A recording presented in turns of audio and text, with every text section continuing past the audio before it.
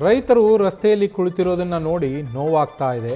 ವ್ಯವಸಾಯ ಇಲ್ಲದೆ ಅಭಿವೃದ್ಧಿ ಖಂಡಿತವಾಗಿಯೂ ಸಾಧ್ಯವಿಲ್ಲ ಅಂಥೇಳಿ ಲೋಕಾಯುಕ್ತ ನಿವೃತ್ತ ನ್ಯಾಯಮೂರ್ತಿ ಸಂತೋಷ್ ಹೆಗಡೆ ಅವರು ಹೇಳಿರುವಂಥದ್ದು. ಯಾವುದೇ AI ಬಂದರೂ ಕೃಷಿ ಮಾಡದೇ ಇದ್ದರೆ ಹೊಟ್ಟೆ ತುಂಬೋದಿಲ್ಲ ಅಲ್ವಾ? ನಾವಿದ್ದರೆ ಅಭಿವೃದ್ಧಿ, ನಾವಿರಬೇಕು ಅಂದರೆ ಕೃಷಿ ಉಳಿಬೇಕು. ಟೌನ್ಶಿಪ್ಗೆ ಬಲವಂತವಾಗಿ ಭೂ ಸ್ವಾಧೀನ ಮಾಡದಂತೆ ಅವರು ಮನವಿಯನ್ನು ಮಾಡಿದ್ದಾರೆ. ಬಿಡದಿ ಟೌನ್ಶಿಪ್ ವಿರೋಧಿ ಹೋರಾಟ ಏನು ನಡೀತಾ ಇದೆ ಅದಕ್ಕೆ ಅವರು ಬೆಂಬಲವನ್ನು ಸೂಚಿಸಿರುವಂಥದ್ದು. ಅಭಿವೃದ್ಧಿಯ ಹೆಸರಲ್ಲಿ ರೈತರ ಹಕ್ಕುಗಳಿಗೆ ಧಕ್ಕೆಯನ್ನು ಮಾಡಬೇಡಿ ಅಂತ ಹೇಳಿ ಲೋಕಾಯುಕ್ತ ನಿವೃತ್ತ ನ್ಯಾಯಮೂರ್ತಿ ಸಂತೋಷ್ ಹೆಗಡೆ ಹೇಳಿಕೆ ನೀಡಿದ್ದಾರೆ.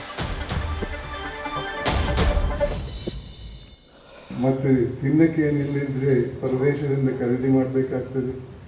ಪರದೇಶದವರಿಗೆ ಅದರ ಲಾಭ ಗೊತ್ತಾಗ್ತದೆ, ಅವರು ಅದರ ಬೆನಿಫಿಟ್ ತಗೊಳ್ತಾರೆ. ಇಲ್ಲಿ ವ್ಯಕ್ತಿಗಳು ಇದಕ್ಕೆ ಸಾಧ್ಯವೇ?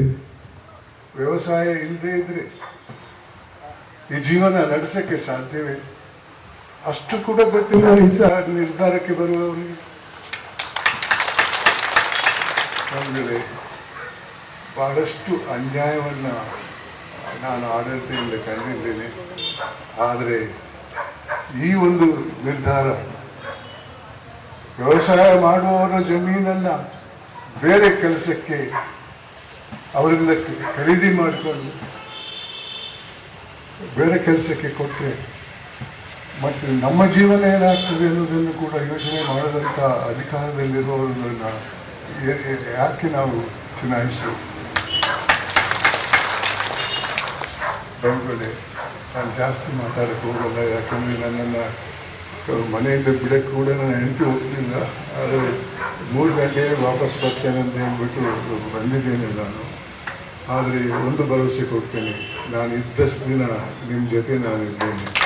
ನಿಮ್ಮ ಎಲ್ಲ ಸಮಸ್ಯೆಗಳಿಗೂ ನಿಮ್ಮ ಜೊತೆ ಹೋರಾಟ ಮಾಡುವ ಭರವಸೆಯನ್ನು ನಾನು ಕೊಡ್ತೇನೆ ಅಂತ ಹೇಳ್ತಾ ನನ್ನ ಮಾತಿಗೆ ವಿರಾಮ ಕೊಡ್ತಾ ಇದ್ದೇನೆ. ಧನ್ಯವಾದಗಳು. ನನ್ನ ಅನುಭವದಿಂದ ಇಂಥ ನಿರ್ಧಾರಗಳಿಂದ ವ್ಯಕ್ತಿಗಳ ಜೀವನಕ್ಕೆ ಆಗುವಂಥ ಹಾನಿಯನ್ನ ಮೊದಲು ಸರ್ಕಾರ ಅರ್ಥ ಮಾಡಿಕೊಳ್ಬೇಕು. ಅದು ಬರೀ ವ್ಯವಸಾಯ ಮಾಡುವವರಿಗೆ ಮಾತ್ರ ಅಲ್ಲ, ಸಾರ್ವಜನಿಕರಿಗೂ ಕೂಡ ಅದರ ಪರಿಣಾಮ ತಾಗಿಯತ್ತಾಗ್ತದೆ. ಅದರಿಂದ ನನ್ನ ಸಲಹೆ ಏನೆಂದರೆ, ಅನ್ನದಾತರ ಭವಿಷ್ಯವನ್ನ ಖಂಡಿತ ಮಾಡಿಕೊಡಿ. ಆಮೇಲೆ ಮಿಕ್ಕಿದ ವಿಚಾರವನ್ನು, ಮಿಕ್ಕಿದ ಅಭಿವೃದ್ಧಿಯನ್ನು ನೋಡ್ಕೊಳ್ಬೋದು. ನಿಮಗೆ ಸಮಯ ಇದೆ ಅದಕ್ಕೂ ಕೂಡ. ಅದರಿಂದ ಕಡಾಕಡಿಗೆ ಹೇಳುವ ಮಾತೇನೆಂದರೆ, ಮೊದಲು ರೈತರನ್ನು ರಕ್ಷಿಸಿ, ಆಮೇಲೆ ನೀವು ಕೂಡ ರಕ್ಷಣೆ ಪಡೆಯುತ್ತಿದ್ದಾರೆ. ನ್ಯೂಸ್ ಫಸ್ಟ್, ನಿರ್ಭೀತಿಯಿಂದ ನಿಮ್ಮ ಪರವಾಗಿ.